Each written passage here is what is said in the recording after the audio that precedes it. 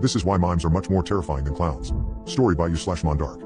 For as long as I can remember, my father has been irrationally afraid of mimes. I've seen him get reduced to a sweating, quivering mess at the mere sight of them. No one knew why this was, as he would always angrily brush it off whenever he was questioned about it and pretend that they didn't affect him at all. While this had become a running joke in the family, I was always curious about the reason behind this odd little quirk of his. Well, this Christmas I finally got him to spill the beans after filling his stomach with copious amounts of cake and wine, and I took his story down, almost word for word, on my phone. It really is something, I can tell you that. You really want to post this on the internet? It sounds extremely unbelievable, so don't be surprised if they accuse you of making this all up, okay? Geez, where do I even start? So, you know that I came to this country back in the early 90s, right? It was a couple of years before I met and married your mother.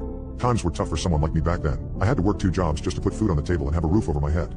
Even then, all I could afford was the rattiest apartment in this decrepit old building in a crime-infested crap hole of a neighborhood. Like, it was so bad that you couldn't get a good night's sleep without hearing at least one gunshot each night. Just a moldy, crumbling place to live in. Now my second job was basically a weekend thing where I worked as a bartender at the local strip club. Hey, it was called the Rear End, effing hilarious. It was trashy, and not something I'm particularly proud of, but working at a titty club sure beats sleeping on the streets, I can tell you that. What's that? Yes, your mother knows, we just don't talk about that part of my life. Don't look at me like that, those women were some of the bravest, most honorable people I've ever known. Anyway, my job meant that I would come back to my apartment late, I mean 2 or 3 a.m. late. I need you to understand how late it would usually get those nights, so you can truly appreciate just how bizarre what I saw in the elevator that day was. It was a Saturday night, I remember it well. I was exhausted, and just wanted to go back to my bedroom as quickly as I could.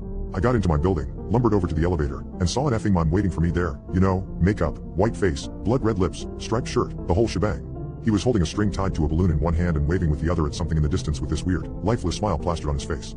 And his hand wasn't moving naturally either. It had this weird robotic or doll-like quality to it, like it was something mechanical, you know? He jerked his hand, left, right, just smiling at something far off into the distance behind me with these wide, unblinking eyes. Oh yes, there absolutely was just a wall behind me. Nothing else, which is what made it so creepy.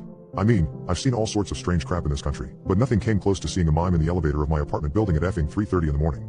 Needless to say, I was thoroughly creeped out, and decided to take the stairs to my apartment on the 9th floor. I didn't actually have this belly back then, I was in decent shape, so the climb, while tiring, wasn't impossible. Sometimes I would even climb up and down those stairs, just to exercise.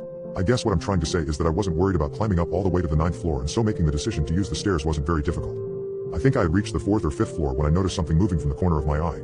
I paused, turned around, and there he was, climbing the stairs a couple of floors below me. Have you ever seen those old silent films? Ever see a character tiptoe around in an exaggerated manner when they're trying to make it obvious how important silence is? That's how he was walking, with his hands balled up into fists in front of him, and climbing with these freakishly long strides, jumping over multiple steps at a time, only using the tips of his toes to pull himself up.